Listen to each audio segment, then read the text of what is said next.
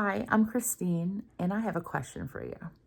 Have you ever buried a loved one from an opioid overdose? If not, you're lucky because many families across this world have longed the loss of a loved one due to opiate addiction overdoses. In the 1990s, the doctors used to prescribe opiates like candy. They used to give them out anytime for anything, all the way from a toothache down to a backache to your toe hurt. They were prescribing hydrocodone, oxycodone, oxycontins, and there was no regulations. They could prescribe as many as they want, as often as they wanted to. So in 2012, the CDC started realizing that they had a lot of addicted patients to opioids because that's what happens over a period of time of taking opioids. You become addicted and you need that prescription. So instead of just going to one doctor, they noticed they were going to the ER rooms, other doctors to get them prescriptions. So the CDC in 2012 decided that they were going to start putting regulations on opioid prescriptions. So they cut them down, and the next thing you know, patients are becoming sick, stomach aches, shakes.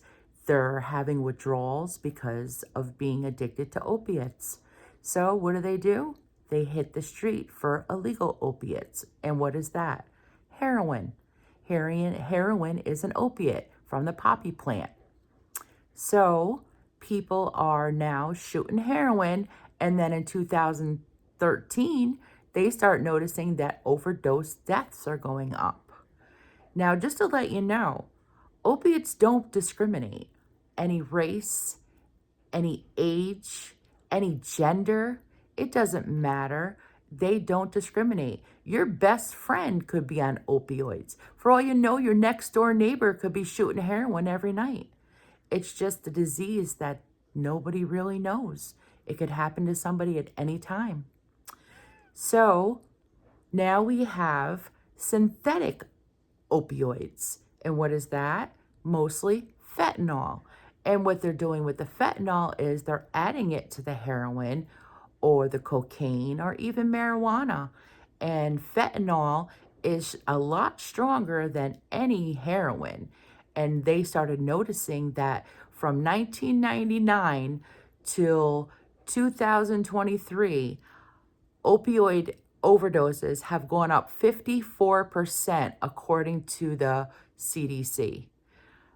That is the Community for Disease Control. So now they see that all of these opioid overdoses are going up, and it's because of the synthetic opioid. And what that is, it is an illegally man-made opiate, which is fentanyl. And fentanyl can come in all different shapes and sizes. It can come in the pill form, it can come in powder, and like I said, it could become liquid, it could be mixed. There's so many different forms of fentanyl. And it's scary. I mean, like I said, it doesn't discriminate. And in the statistics from the US Weekly, they're saying that more teenagers are getting addicted to opioids. And you're like, well, why would a teenager be addicted to an opioid? Because it's in the marijuana, it's in the coke, and teenagers are trying things more and more, maybe even heroin. And it's heartbreaking and it's scary because so many parents are burying their children, and you never know. In this message, I hope that you guys got the point that opioid addiction is dangerous. Opiates do not discriminate.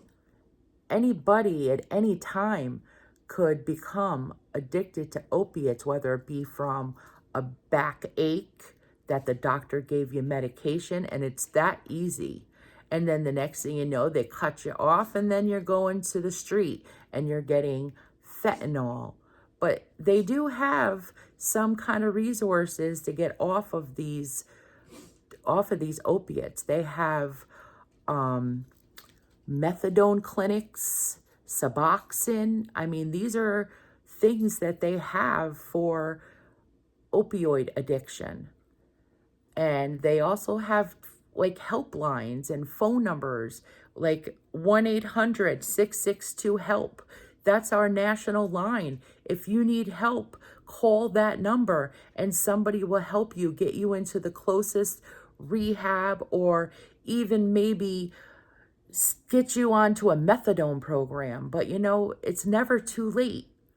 It's too late when we're burying you. That's when it's too late.